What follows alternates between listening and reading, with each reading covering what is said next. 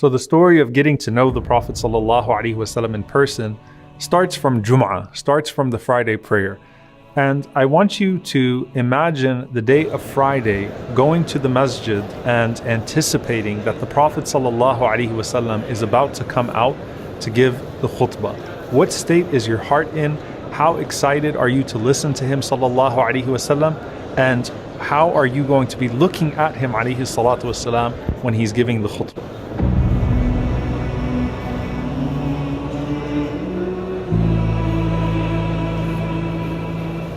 The Prophet ﷺ taught us to treat Jum'ah, to treat Friday like a special occasion. He said, إِنَّ هَذَا يَوْمُ عِيدٍ جَعَلَهُ اللَّهُ لِلْمُسْلِمِينَ, that this is a day of Eid that Allah has given to the Muslims. Treat it special. He said, make sure that you do ghusl, that you take a shower, that you perfume yourselves, that you use the siwak. And the Prophet ﷺ would take that advice himself. So when he would come to Salat al-Jum'ah ﷺ, he would come fresh from his ghusl. And he used to wear his best perfume on that day, and he would make sure that he lets it touch every part of his body. And he had a fresh siwak ﷺ, a fresh toothbrush that he would brush his teeth with on the day of Friday. And he used to wear his best clothes on two occasions. One of them was when receiving a delegation. The second one was for giving khutbah al-Jum'ah. And that's why Umar ibn al-Khattab radiallahu ta'ala anhu, one time he saw a silk robe for sale, and he thought this would look great on the Prophet ﷺ for Jum'ah and Waft, for Friday prayer and for receiving the delegation. So he bought it and he takes it to the Prophet ﷺ, and the Prophet ﷺ responds to him, thanking him but saying this is prohibited for the Muslims. So Umar radiallahu anhu says, I took that silk robe and I gave it to one of my brothers who still was not yet a Muslim. The Prophet ﷺ said, if the only thing you can afford in terms of your clothes, other than your day clothes, is another outfit for Jum'ah, then buy it for Jum'ah in wajada sa'a, if you're able to find the ability to do so. So he comes out, sallallahu alaihi wasallam, and he comes to the minbar, and he sits, and he gives his salam, and he's carrying a staff, sallallahu alaihi wasallam, and Bilal radiallahu ta'ala anhu stands up to give the adhan. As you are sitting in that masjid of the Prophet ﷺ, at that time people are not taking the walls first. You know, I know that people like to go to the wall first. At the time of the Prophet ﷺ, you don't want to do that.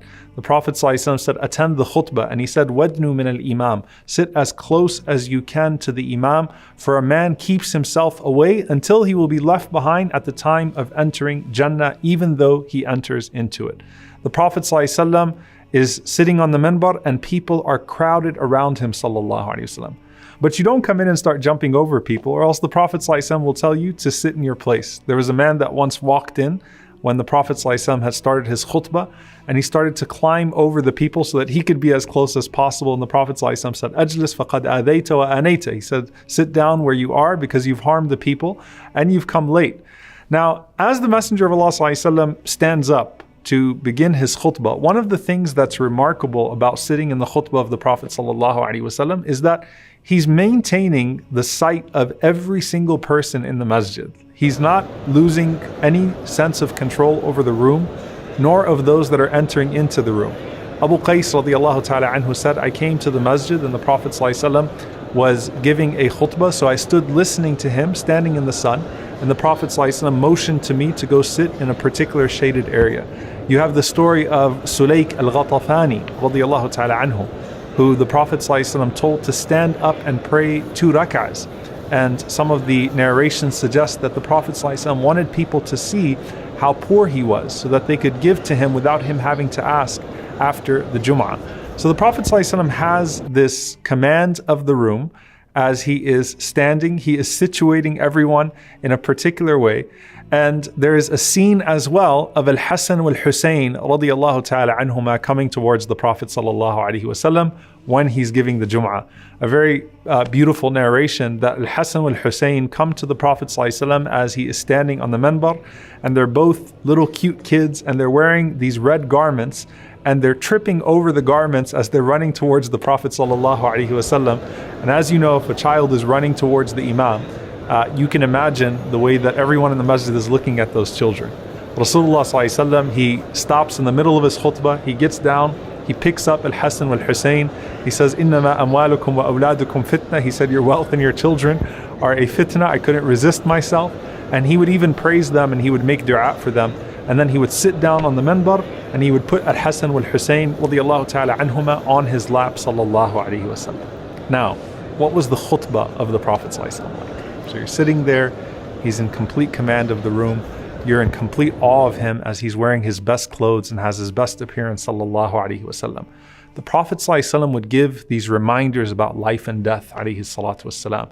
And there's a particular narration from Hisham, the daughter of Al-Harith ibn Nu'man. She said, I memorized Surah Qaf from the mouth of the Prophet ﷺ just from attending his Salat al-Jum'ah, because he used to talk about Qaf, Surah Qaf, every single Jum'ah. And we know that that surah is about life and death. So just from attending the Jum'ah, she memorized that surah from the mouth of the Prophet ﷺ on the minbar.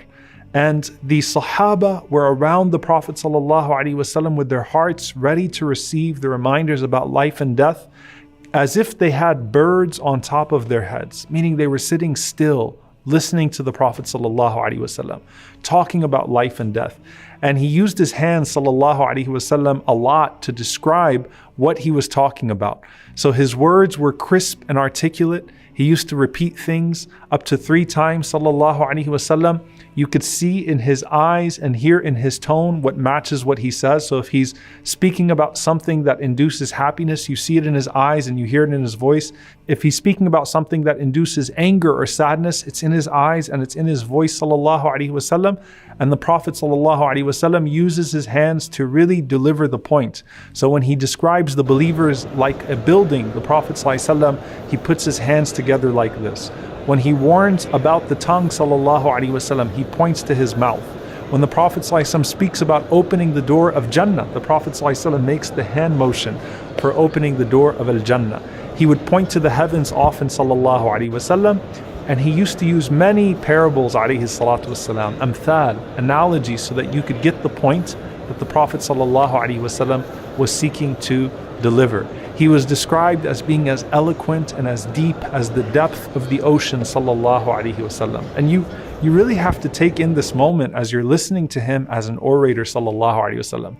This is the most recorded man in history, and he never had a prepared speech. How many thousands and thousands and thousands of sayings of the Prophet ﷺ do we have? And the Prophet ﷺ did not have cues. The Prophet ﷺ did not have prepared speeches. He just came out and he would remind people from the heart ﷺ, and they knew him alayhi salatu wasalam, which made it so much more effective. So as you're sitting there in the masjid and you're listening to him speak about the reality of life and death and about the hereafter, you know, nowadays the sound system goes out and it means something. The sound system at the time of the Prophet ﷺ went out for another reason.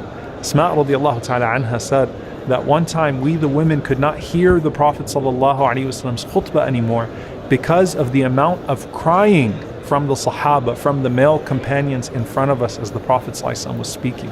And we were so interested in hearing what the Prophet ﷺ was talking about that we started to stop the men after the khutbah on their way out, and we asked, what was it that the Prophet ﷺ talked about that led you to this way? And the Prophet ﷺ was talking about the trials of the grave sallallahu alaihi wasallam. Sallu alayhi, sallu alayhi, sallallahu alayhi wa sallam.